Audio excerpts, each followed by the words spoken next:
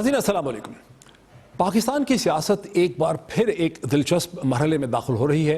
एक तरफ तो हम देख रहे हैं कि इमरान खान और तहरीक इंसाफ 2 नवंबर को इस्लामाबाद को बंद करने, ब्लॉक करने या फिर अहम सरकारी दफातर का घेराव करने की बात कर रहे हैं, और दूसरी तरफ सुप्रीम कोर्ट ऑफ पाकिस्तान ने पनामा करप्शन केस की समाअत 1 नवंबर को उसका तारीख जो है मुकर्रर की है, जिस पर अंग्रेज़ी अखबारात और बहुत से सियासी मुबसरीन जो हैं वो बहुत से सवालात उठा रहे हैं इस तारीख की अहमियत के हवाले से। और एक अहम सवाल ये है कि जिस तरह से ये फैसले हो रहे हैं, इससे वज़ीर आज़म नवाज शरीफ साहब की हुकूमत पे सियासी दबाव बढ़ रहा है या कम हो रहा है। इस अहम सवाल के साथ, इस बहस के साथ हमें इस वक्त ज्वाइन कर रहे हैं PMLN के बड़े अहम रहनुमा और उनकी जो ना सिर्फ मेंबर नेशनल असेंबली हैं बल्कि मीडिया टीम के बहुत ही आउटस्पोकन मेंबर जनाब तलाल चौधरी साहब। तलाल चौधरी साहब, अस्सलाम वालेकुम and a very warm welcome. वालेकुम अस्सलाम। तो साहब, क्या वज़ीर आज़म नवाज शरीफ साहब की हुकूमत, आपकी पार्टी की हुकूमत जो है वो इस वक्त एक शदीद सियासी दबाव का शिकार है? बिस्मिल्लाहिर्रहमानिर्रहीम। देखिए, सियासी दबाव का शिकार क्यों हो गए? पाकिस्तान में जितनी भी तहरीकें होती हैं या एजिटेशन होती है, उसके पीछे एक परसेप्शन होती है, और परसेप्शन ये होती है कि शायद किसी वक्त एक तीसरी कुव्वत इसमें इंटरफेयर करेगी और उसके बाद फिर इस तहरीक का या इस जो एहतजाज है इसका रिजल्ट आएगा। लेकिन पाकिस्तान के मौजूदा हालात डॉक्टर साहब बड़े फ़र्क हैं। पाकिस्तान के अदारों ने अपने माजी से सीखा है और पाकिस्तान में अब अदारे अपने आईनी दायरा कार से बाहर नहीं आते। इसका सबसे बड़ा सबूत जो है वो अपने धरने में देखा। इंग्लिश की भी बात हुई, जब चंद घंटों की बात हुई, जब बिल्कुल सब कुछ ये लग रहा था कि आज ये सब कुछ हो जाएगा या कल होगा, तो अब पाकिस्तान के वो अदारे जो हैं बड़े ही वो जुम्मेदार हैं और वो अपने एक आईनी दायरे में रहकर काम कर रहे हैं। इसी वजह से उनकी इज्जत में इजाफा हो रहा है। सो अगर आप इस परसेप्शन को इस धरने से या लॉन्ग मार्च से या ये लॉकडाउन से हटा दें तो इस धरने में रहता क्या है? तो इस धरने अच्छा, अगर तलाल साहब इससे तो फिर यदि आपके कह रहे हैं कि नवाज शरीफ साहब की जो हुकूमत है वो दबाव का शिकार नहीं है, तो फिर एक जहन में सवाल पैदा होता है कि जो बार बार प्रेस ब्रीफिंग हो रही है मीडिया सेल्स की तरफ से, अखबारात में खबरें छप रही हैं कि इमरान खान और दीगर लीडरों को गिरफ्तार भी किया जा सकता है, दहशत गर्दी करवाने के इल्ज़ाम जो हैं वो लग रहे हैं, जैसे दानियाल अजीज साहब ने कहा, जो गलत नहीं सही साबित हो रहे। तो इसकी ये जो इस किस्म की एक मतलब एक एक्टिविटी है, फ्यूरियस एक्टिविटी है, इसकी फिर क्या वजह है? देखिए, अगर तो किसी ने एहतजाज करना है, किसी ने अपना हक एक्सरसाइज करना है, तो उससे ना कभी हमने रोका है ना कभी रोकेंगे। हम सिक्योरिटी भी देंगे, लेकिन टांगे तोड़ने की बात हो रही, मैं इनको सिक्योरिटी भी देंगे, इनका ध्यान भी करेंगे, इनको एवेन्यू भी देंगे, वहां पर सब कुछ फराहम भी करेंगे जो भी ये चाहिए। मगर अगर आप ये बात करें कि हम इस्लामाबाद बंद करेंगे और अगर हमारे पास ये शवाहिद मौजूद हों कि ये वहां सेक्रेटेरिएट पर कब्जा करना चाहते हैं, वुज़रा के दफ्तरों में खुद बैठना चाहते हैं, ये वहां पर ऐसे अदारों को बंद करना चाहते हैं जिनका डायरेक्ट तल्लक जो है वो अवाम के साथ है, और ये बताना चाहते हैं दुनिया को कि पाकिस्तान की हुकूमत मफलूज है, तो उस वक्त ये एहतजाज नहीं, ये फिर बगावत नजर आती है। और अगर यही प्लान रहा तो फिर यकीनन हुकूमत के पास ये ऑप्शन मौजूद है कि वो कानूनी तमाम वो रास्ते इख्तियार करे कि अगर कोई किसी लॉकडाउन की तरफ या हुकूमत को पैरालाइज करने की गर्ज से इस्लामाबाद आना चाहता है तो वो फिर उसका इंतजाम किया जाए। अच्छा, ये तो अच्छा हो गया, आपने इसकी वजाहत कर दी। इस पर बड़ी कन्फ्यूजन थी लोगों के जहनों में। लेकिन एक सवाल है कि हर मसला जो होता है उसका फिर एक हल निकालना होता है। जंगें भी जब होती हैं, जंगों के बाद भी फिर लोगों के एग्रीमेंट्स होते हैं, फिर भी मुल्कों की सुलह हो जाती है, कारोबारी ज़िंदगी चलता है। यहाँ आपकी हुकूमत की हिकमत अमली क्या है? आप चाह रहे हैं कि कोई नेगोशिएशन करेंगे तहरीक इंसाफ से, इमरान खान की जमात से, या पुलिसिंग और एडमिनिस्ट्रेटिव मेजर्स के ज़रिए जो है आप इसका हल निकालेंगे? सबसे पहले तो 2 नवंबर के पहले सिर्फ PTI से नेगोशिएशन इसलिए नहीं होगी कि ये ना समझा जाए कि ये किसी प्रेशर पर नेगोशिएशन हो रही है। और मैं आपको डॉक्टर साहब जरा थोड़ा माजी में ले चलूं, जब हम नेगोशिएशन इनसे कर रहे थे, जब अभी TOR कमेटी की मीटिंग्स चल रही थी, तो इन्होंने एहतजाज का ऐलान कर दिया था, ये सड़कों पर आना का ऐलान कर दिया था।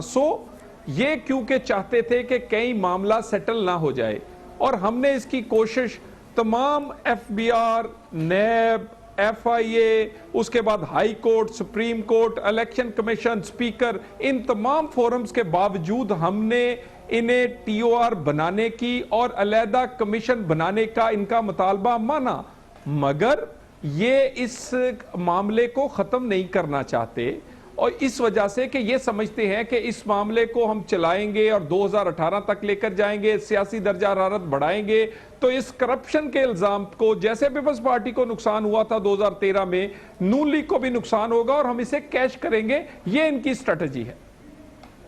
اچھا, لیکن جہاں وزیر اعظم نے خود کہا, جب سپریم کورٹ نے نوٹسز بھیجے تو وزیر اعظم کی ایک پریس سٹیٹمنٹ آئی, پریس ریلیز آئی, جس میں انہوں نے کہا کہ ہم احتساب سے نہیں گھبراتے ہیں, ہم سب کچھ سامنے لے آئیں گے. تو پھر جو اپوزیشن نے ٹرمز آف ریفرنس بنائے تھے, جس میں تھا کہ اپوزیشن کا وزیر اعظم کا بھی نام ہونا چاہیے, اس پہ آپ کی جماعت کو کیا اعتراض ہے؟ اسے آپ ایکسیپٹ کیوں نہیں کر لیتے؟ اس کا مطالبہ تو بلاول بھٹو بھی کرتے. دیکھیں, میں نے آپ سے کہا کہ تمام فورمز ہونے کے باوجود ہماری نیک نیتی دیکھ لیں کہ ہم نے سب سے پہلے کمیشن بنانے کا اعلان کیا, جو موجودہ قانون پاکستان میں موجود تھا وہ نہیں مانا گیا, ہم اس پہ کوئی اڑے نہیں, ہم نے کوئی ضد نہیں کی, ہم نے ان کی مرضی سے چیف جسٹس کو خط لکھا, انہوں نے کہا کہ اس کو کوئی نیا قانون چاہیے کیونکہ یہ بڑا ٹروتھ لیس ہے. ہم نے اس کے بعد ٹی او آر کمیٹی بنائی, اس کے باوجود کہ ہمارے خلاف ہائی کورٹ میں, سپریم کورٹ میں, الیکشن کمیشن میں ریفرنس جانا شروع ہو گئے تھے.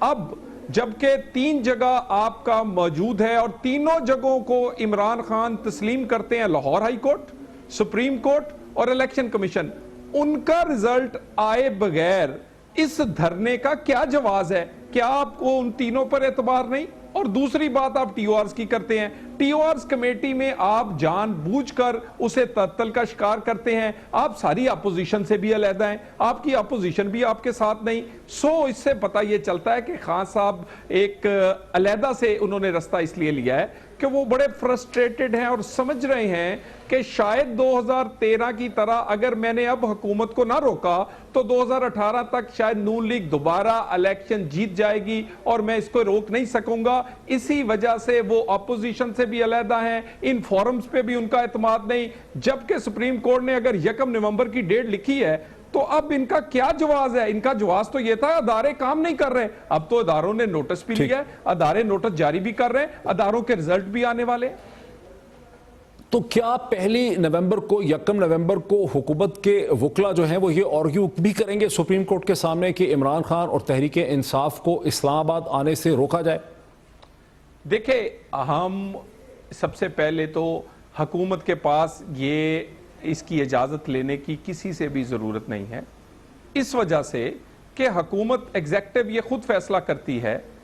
احتجاج ایک اور چیز ہے, مگر لاک ڈاؤن, اسلام آباد بند کرنے کا دعویٰ جہاں سپریم کورٹ بھی ہے, کیا سپریم کورٹ بند ہوگی؟ کیا وہاں پر اسمبلی بند ہوگی؟ کیا وہاں پہ جی ایچ کیو بند ہوگا؟ کیا وہاں پر سفارت خانے بند ہوگے؟ اگر یہ بند ہوں گے تو پاکستان بند کرنے کا تاثر جائے گا, اور دنیا میں اسلام آباد بند کا مقصد ہے کہ پاکستان مفلوج ہے. تو پاکستان کے ادارے اور حکومت ذمہ دار بھی ہیں, اور اس کے ادارے اتنی قانونی طاقت رکھتے ہیں, اور ہم اپنا قانونی رائٹ اور وہ جو اختیار ہے استعمال کریں گے اگر یہ بات احتجاج کی بجائے بغاوت کی طرف یا پھر لاک ڈاؤن کی طرف گئی. طلال چودھری صاحب, ایک آخری بڑا اہم سوال یہ ہے کہ اب ڈان میں جو لیکس ہوئے اس کے بعد عمران خان اور بھی بہت سے لوگوں نے یہ کہنا شروع کر دیا ہے کہ نواز شریف صاحب جو ہیں وہ انڈین لابی کے زیر اثر ہیں, اور حکومت کی کوئی انکوائری بھی سامنے نہیں آ سکی. 2 ہفتے گزر گئے ہیں کہ کسی کو سزا ملنی ہے, کسی کو اریسٹ ہونا ہے یا پروسیکیوٹ ہونا ہے. اس کی کیا وجہ ہے جبکہ حکومت کہہ چکی ہے, چودھری نثار نے 11 اور 12 اکتوبر کو وعدہ کیا کہ 2-3 لوگ جو ہیں وہ انڈر آبزرویشن ہیں ادر دین دا جرنلسٹ, لیکن کچھ ہوا نہیں. دیکھیں, ایک تو سب سے پہلے میں 2-4 باتیں اس پہ کہ غداری کے معاملے پہ, غداری کا الزام نیا نہیں. جب آپ کے پاس گورننس کے حوالے سے نہیں, غداری کا تو لفظ نہیں, میں تو کہہ رہا ہوں کہ لابی کے اثر ہے, زیر اثر ہے. دیکھیے نا, اگر انڈین کے ساتھ آپ جوڑ رہے ہیں تو یقیناً ایک دشمن ملک کے ساتھ جوڑنے کے بعد تو آپ یہی ثابت کرنا چاہتے ہیں کہ آپ ایک ملک سے وفادار نہیں. یہ نیا الزام نہیں, یہ فاطمہ جناح پہ بھی لگا, یہ ہر اس لیڈر پہ لگا جب اپوزیشن کے پاس آرگومنٹ اور باقی چیزیں ختم ہو جاتی ہیں, کیونکہ اب ان کے پاس اکانومی کے بارے میں ہمیں کیا کہیں گے, کوئی کرپشن کا ایسا سکینڈل نہیں, اب لوڈ شیڈنگ کم ہو رہی, دہشت گردی میں کمی ہے, یہ باتیں تو وہ نہیں کر سکتے. اب ایک غداری رہ گئی ہے کہ بس نون لیگ ایک جس کا کوئی جواز نہیں ہے, ہم اس کی صفائی بھی دینا نہیں چاہتے کیونکہ ہمیں محب وطن لیکن چودھری صاحب اس کا تو بہترین حل یہ ہے نا کہ حکومت بڑے طاقتور طریقے سے ان لوگوں کو ایکسپوز کرے, ان کے خلاف مقدمے قائم کرے, ان کو سزا دے. وہ جو 2-3 لوگ ہیں جن کی طرف نثار چودھری انٹیریئر منسٹر نے ان کی طرف اشارہ بھی کیا ہے, لیکن کچھ ہوا نہیں ہے. 11 اکتوبر کو تو آج مزید 11 دن گزر گئے. دیکھیں, ایک آپ اس بات کی تسلی رکھیں, بالکل اس بات کو پبلک بھی کیا جائے گا, ہم اپنی ذمہ داری نبھائیں گے بے شک ہمیں کوئی سیاسی نقصان بھی ہو, اور پرائم منسٹر کے عہدے پر پاکستان کے مفاد کا, پاکستان کے اداروں کی عزت کا خیال کریں گے, اپنی ذمہ داری نبھائیں گے بے شک ہمیں ہماری سیاسی ساخت کو کوئی نقصان بھی ہو. ہم بڑے کلیئر ہیں, پرائم منسٹر آف پاکستان کا ماضی بھی گواہ ہے کہ پاکستان کا مفاد, پاکستانی اداروں کا مفاد کو ہمیشہ, کیونکہ وہ سب سے بڑے ہیں اور وزیر اعظم کے طور پر بڑے کا رول کر کے وہ یہ رول نبھائیں گے, اور آپ کے سامنے مجھے امید ہے جلد اس کا رزلٹ آئے گا, اور آپ یہ خود تسلیم کریں گے کہ میاں نواز شریف نے اپنی سیاست نہیں, اپنی جماعت نہیں, بلکہ پاکستان کا مفاد, پاکستانی اداروں کا مفاد دیکھا ہے. بہت شکریہ. Very important word from Talal Chaudhry. یہاں پر ایک ہم بریک لیتے ہیں اور بریک کے بعد ہم دیکھتے ہیں کہ یہ مذہبی جماعتوں کا کیا سلسلہ ہے, کیا ملاقاتیں ہو رہی ہیں, دہشت گردی کون کرنا چاہ رہا ہے. After the break.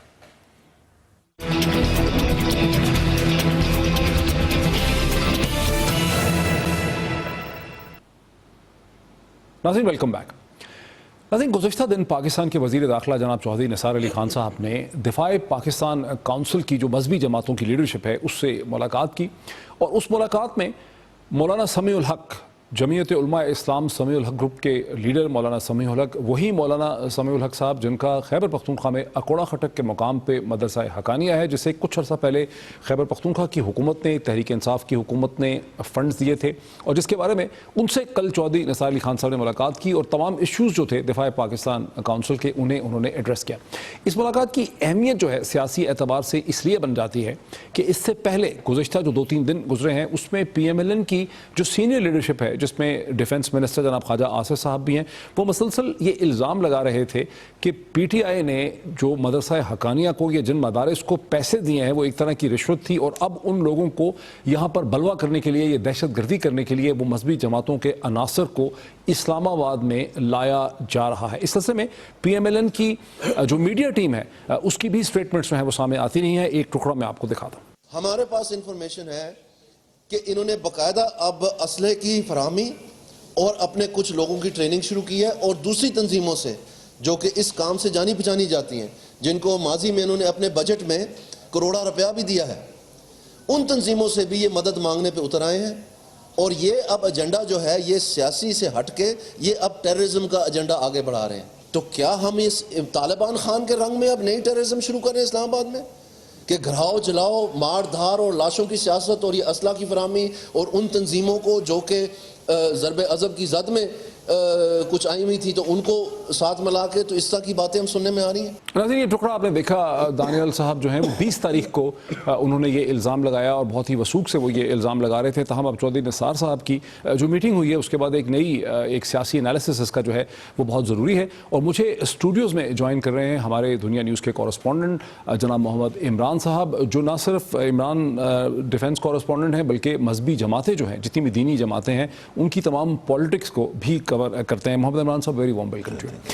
یہ جو الزامات لگائے گئے اس کا کیا بیک گراؤنڈ تھا, اور جو اب ہو رہا ہے اس کا کیا بیک گراؤنڈ ہے؟ دیکھیں, الزامات لگانے کے حوالے سے تو بڑا دلچسپ صورتحال یہ ہے ڈاکٹر صاحب. اگر آپ پی ایم ایل این کی تاریخ دیکھیں تو 2013 کے الیکشن میں پی ایم ایل این ان پارٹیز میں تھی جن کے بارے میں یہ کہا جاتا مبینہ طور پہ کہ اس وقت ٹی ٹی پی نے ان کی کمپین کو کسی بھی طریقے سے انٹرپٹ کرنے کی ہٹ نہیں کیا. الزام تھا 2013 کے بائی الیکشن میں یہ بھکر سے ایک جس پہ شہباز شریف منتخب ہوئے بائی الیکشن تھا وہ, وہاں پہ مولانا عبدالحمید خالد جو کہ اس وقت جیل میں ہیں، سپہ صحابہ کے اہل سنت والجماعت کے، جس کے سربراہ مولانا محمد احمد لدھیانوی ہیں، اس سے وہ کانٹیسٹ کر رہے تھے اور شہباز شریف کی ریکویسٹ کے اوپر انہوں نے وڈرا کیا اور شہباز شریف وہاں سے یہ بلا مقابلہ منتخب ہو کے نواز شریف صاحب کے مقابلے میں جو مولانا شہباز شریف کے مقابلے میں کون صاحب کھڑے تھے؟ یہ مولانا عبدالحمید خالد، یہ مولانا عبدالحمید خالد نے وڈرا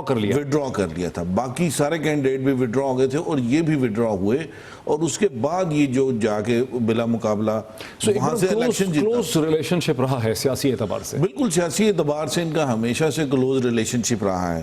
اور دوسری بنیادی بات یہ ہے کہ جمعیت علماء اسلام سین، جس کے سربراہ مولانا سمیع الحق ہیں، یہ ایک دلچسپ بات ہے کہ جو کہ پی ایم ایل این کے الیکشن کا ایجنڈا بھی تھا کہ ہم نے طالبان کے ساتھ، تحریک طالبان پاکستان کے ساتھ مذاکرات کرنے ہیں، اور 2014 میں جب مذاکرات شروع کیے گئے ہوئے طالبان کے، تحریک طالبان پاکستان اور حکومت پاکستان کے درمیان، تو اس کمیٹی کی سربراہی جو ہے وہ مولانا سمیع الحق صاحب، مولانا سمیع الحق کرتے تھے اس کمیٹی کے سربراہ وہ تھے۔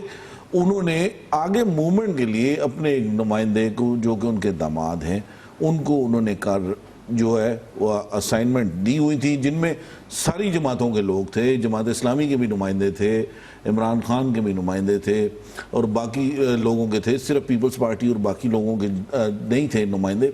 اور اس میں جو حکومتی نمائندے شامل تھے، جس میں فواد حسن فواد جو تھے وہ اس کمیٹی کا حصہ تھے، پھر ایک اور جو ان کے عرفان صدیقی ان کا اس کمیٹی کا حصہ تھے، اور یہ جاتے رہے، ملاقاتیں کرتے رہے، سارا کچھ کاؤنٹر نیریٹو تو طالبان کے حوالے سے یا دہشت گردی کے حوالے سے اس حکومت نے، میں تو سمجھتا ہوں کہ مکمل طور پہ نہیں دیا۔ اب ملک اسحاق کی رہائی ہوئی، جس کو بعد میں ایک مبینہ پولیس مقابلے میں ہلاک کیا، اس کے بارے میں یہ کہا جاتا تھا کہ اگر وہ اس کو پکڑ کے باقاعدہ انویسٹیگیٹ کیا جاتا تو شاید وہ پنجاب کے عزیر بلوچ ثابت ہوتا۔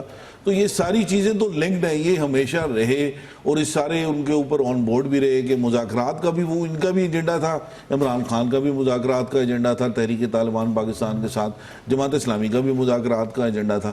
لیکن جب فیصلہ کیا گیا فوج کی جانب سے کہ آپریشن ضرب عضب کرنا ہے، اور آرمی پبلک اسکول پشاور کے بعد جب سارے فیصلہ یہ کیا گیا کہ جی آپریشن ضرب عضب کرنا اور دہشت گردوں کے خلاف کارروائی کرنی ہے، تو اس کے بعد تو پھر کسی جماعت نے اس طرح کی کوئی بات نہیں کی، نہ عمران خان نے یہ کہا کہ ہمیں مذاکرات کرنے چاہیے، نہ جماعت اسلامی نے یہ کہا کہ ہمیں مذاکرات کرنے چاہیے۔ کیا یہ جو جماعتوں کے ساتھ روابط ہیں اور ان کی جو سیاسی اہمیت ہے، جیسے اہل سنت والجماعت کی ہے، کیا وہ بھی ایک کنسیڈریشن ہوتی ہے جب رینجرز کہتی ہے کہ جی ہمیں آپریشن کرنے دیں، فری ہینڈ کرنے دیں پنجاب میں، تو حکومت کی کنسیڈریشن یہ بھی ہوتی ہے کہ یہ جماعتیں جو ہیں اس کی زد میں نہ آ جائیں کہیں؟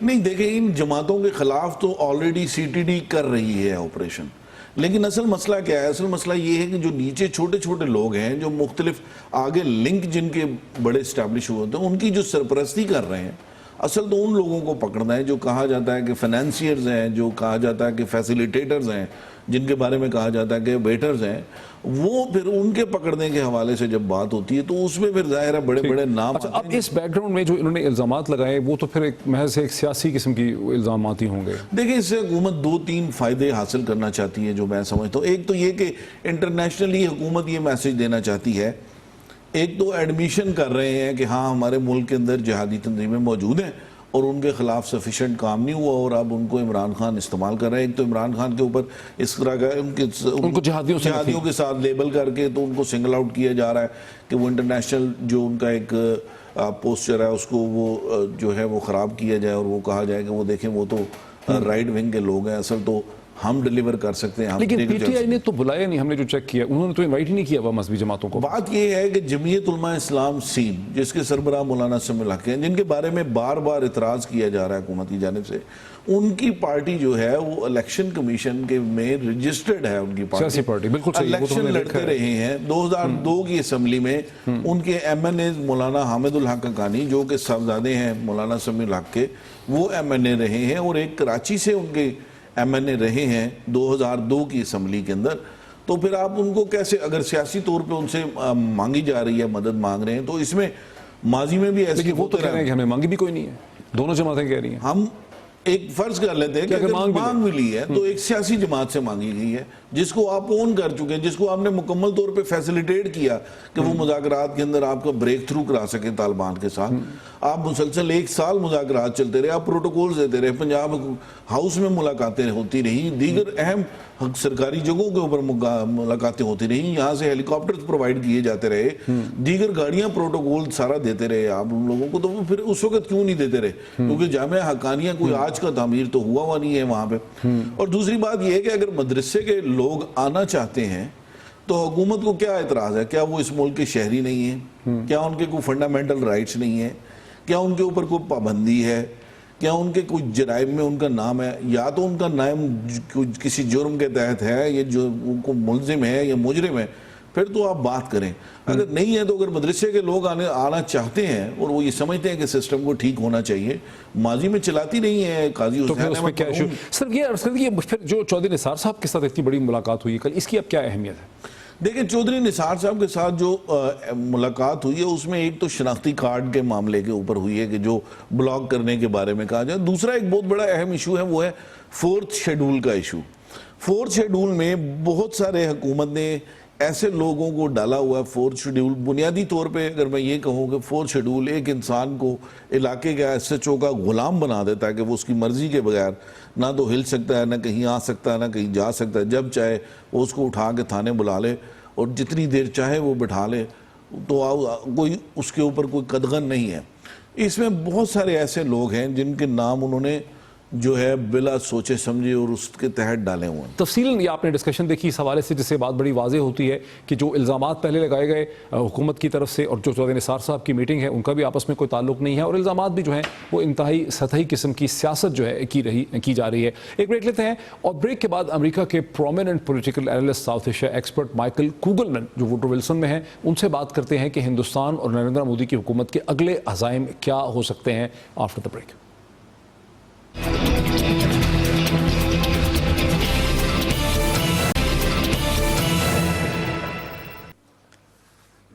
Nazir, welcome back. Now I'm joined by an American scholar and analyst from Washington, who in my view is an equal opportunity offender.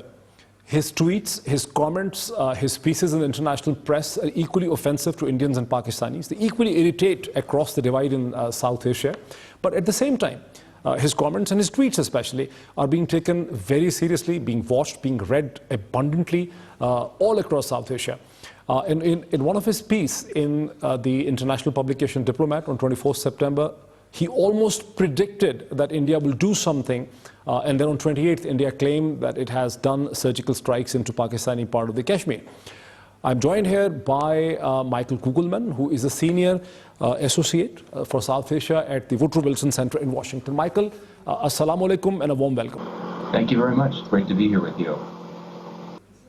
Your piece, Could India and Pakistan Go to War, which was published in Diplomat on September 24, 2016, was almost predicted that India will do something. How you came to that conclusion? Well, for me, it was very simple. The current government in India ran an election campaign in which it vowed very clearly to simply be harsher on Pakistan, that it was not going to sit quietly in the face of provocations from Pakistan.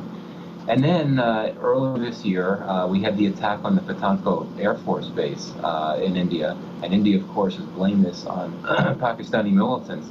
India did not respond militarily. And I think that the Indian population, the Indian public, started to become very restless. I think that the Indian government started to fear that if it didn't do something forcefully at some point soon, it could start to have political implications for India. So in that sense, I think what happened with this surgical strike was essential, and the fact that it was publicized so heavily by India was an effort meant to convince Indians that this government was ready to act in ways that would involve very limited uses of military force that would fall far short of crossing any nuclear red lines in Pakistan. Michael, but there was another thing happening.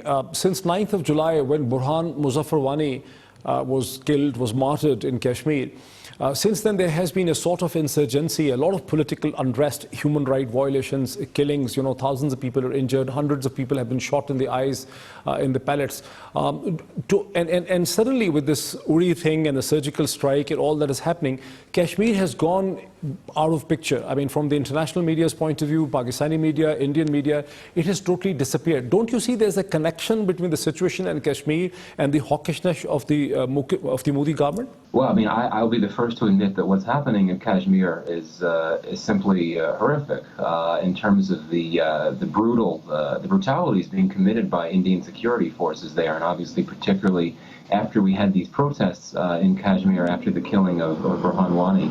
Though I would actually push back. I would not say that the Kashmir issue is being ignored. I would actually argue that there's been a lot of media attention in the West, including front page stories in the New York Times, among other things, focusing on the abuses being visited upon the local population in Kashmir by Indian security forces.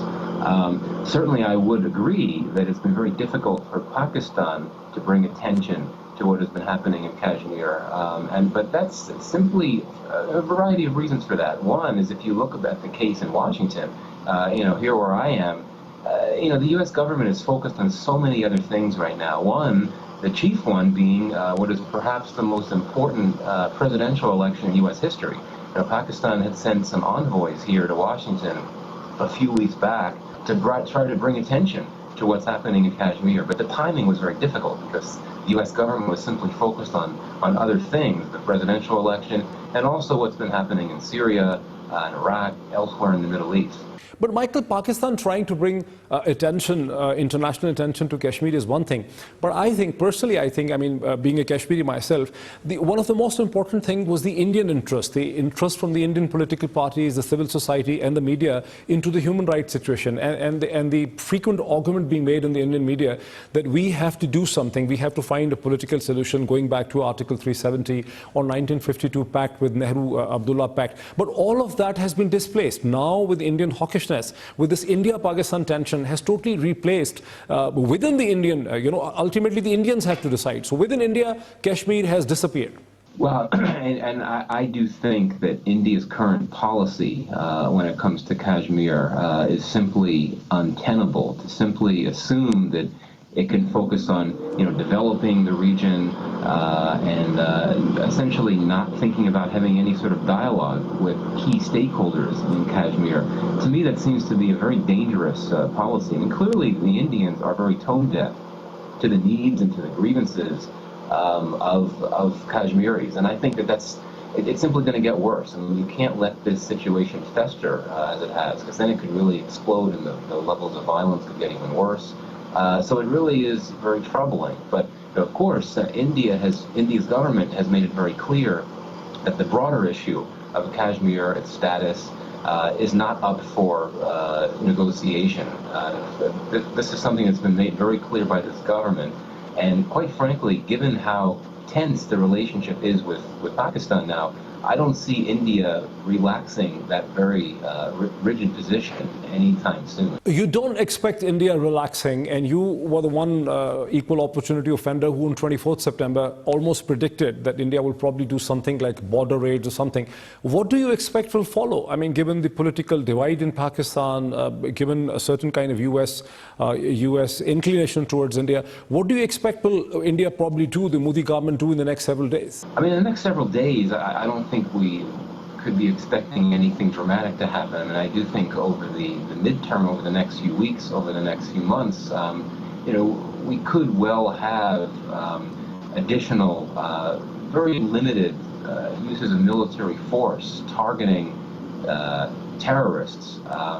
But I really think that things are not going to escalate that much more militarily. I think that for India, the main priority is on the diplomatic front. I think it seems to be very serious about wanting to further pressure Pakistan. I don't know really what that would entail. And I think that India really is serious about isolating Pakistan, both regionally and in the world. And honestly, I don't see how India can succeed at that. Yes, India did manage to get a number of countries to back out from the SAARC conference scheduled in Islamabad in a few weeks. But beyond that, Pakistan is not isolated, and I don't see how that could happen. I mean, the U.S. is not about to end its relationship with Pakistan, even though it's deepening its relationship with India. The Chinese, of course, are still there. The Saudis, the Russians have expressed a lot of interest in moving closer to Pakistan. Turkey, and the international financial institutions, Asian Development Bank, World Bank, etc. They are all interested in continuing to engage Pakistan. So how far India can get with this global isolation campaign, I don't really know. But in one of your latest pieces that was published in a Pakistani paper, Daily Times, you also hinted that the US officials increasingly are aligned, the US government, the administration is increasingly aligned with India. Do you see that India can try to turn this into a zero-sum game in South Asia? No, because you're right that the U.S. is very much aligning itself with India, not formally, but I think that it's increasingly is on India's side in the sense that it has a tremendous amount of support for what India is trying to do, and that is to find ways to get Pakistan to deal more with terrorists of all forms on Pakistani soil that pose threats not just to Pakistan but also to Afghanistan and India. What people in Washington like to say quite often is that a group like Lashkar-e-Taiba has killed Americans. There were Americans that died in the Mumbai blasts, the Mumbai attacks in 2008. And I think that the U.S. now, quite frankly, because it's not fighting a combat war in Afghanistan, it simply does not feel as much of a need to try to be as patient with Pakistan and try to work with it as closely as it had been when it was in Afghanistan. And for that reason, it's willing to sort of distance itself a bit more from Pakistan and focus more on the relationship with India. Because, what we've seen over history, and you know this quite well, the U.S. tends to view Pakistan through the lens of Afghanistan. And when the U.S. is not actively involved fighting wars in Afghanistan, it's not going to want to be as engaged with Pakistan, which I think is a mistake. But that's how it is now, and that's why we see the U.S. moving closer to India. But again, the U.S. is not going to sever its relationship with Pakistan. It's not going. Let me ask the last question. You suggest that U.S. needs in Afghanistan have been met. It doesn't desperately need Pakistani military or the establishment in Afghanistan. Does that mean that the only way Pakistani establishment can bridge the gulf with U.S. at the moment is to accept the Indian demands that actually come via United States? No, I think there are ways for the U.S. and Pakistan to try to make things work better in very broad ways. I think the first thing to do is for both sides, the Pakistanis and the Americans, just to essentially have more honest, realistic expectations. If this is not going to be a relationship that could ever be considered a strategic partnership. The U.S. doesn't really do strategic partnerships. Very few countries that the U.S. has strategic partnerships with, other than the United Kingdom, Israel, not even India. I don't think the U.S. and India have enough trust to have a strategic relationship. I think the U.S. and Pakistan should just acknowledge that they have a transactional relationship that can work. They can find common areas. You don't think, that's very interesting, you don't think that Indo-US relationship has reached a stage where it can be called a strategic relationship? I don't, just because, certainly the two countries agree on a lot of things, but there's a lot that they don't agree on. The U.S. wants India to play a much more robust security role than it is now. The U.S. would envision doing joint patrols with the Indians in the waters of the Asia-Pacific. India doesn't want to do that. India does not want a military alliance with the United States. And so there's a bit of a disconnect there.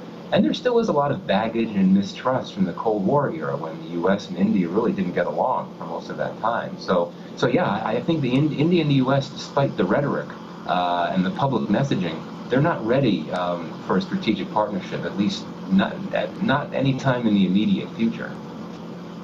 Let me move away, just last thing, moving away from Indo-Pakistan. Last year in one of your pieces in September, you defended Imran Khan, one of the rare things for a Western journalist to do, and you said that he's not like Donald Trump at all. Now, 1 year later, when Imran is threatening to block Islamabad and Donald Trump is struggling for his presidency as a presidential candidate, has your opinion changed, or your opinion is still there where it was last year? No, I think it's a terrible analogy to suggest that Imran Khan is like Donald Trump. And the main reason is that one can complain about some of the things that Imran Khan says that are controversial or whatnot, but Imran Khan is nothing like Donald Trump in terms of, Donald Trump simply says horrible things. He has, in my view, prejudicial views, bigoted views, racist views, and Imran Khan does not go there. And also, Imran Khan at the end of the day is an upstanding citizen. He's a good citizen. He's very involved with charitable work, with his hospital and other things. And Donald Trump simply, in my view, is a businessman. It doesn't really make that much room for charity. And still, even though Donald Trump is the Republican presidential candidate, he, in my view, does not have the type of political acumen that Imran Khan does. I don't think that Trump has related to Americans in a way that Imran Khan has related to Pakistanis. So, and I think that Donald Trump will be humiliated in this presidential election. So, absolutely, my opinion has not changed. Imran Khan is not Donald Trump, nowhere close. Thank you, Michael. This was Michael Kugelman from Washington, from Woodrow Wilson Institute, a senior associate for South Asia at the Woodrow Wilson Center in Washington. He was talking to us. नाज़रीन इतना ही, फिर आपसे मुलाकात होती है. बहुत शुक्रिया.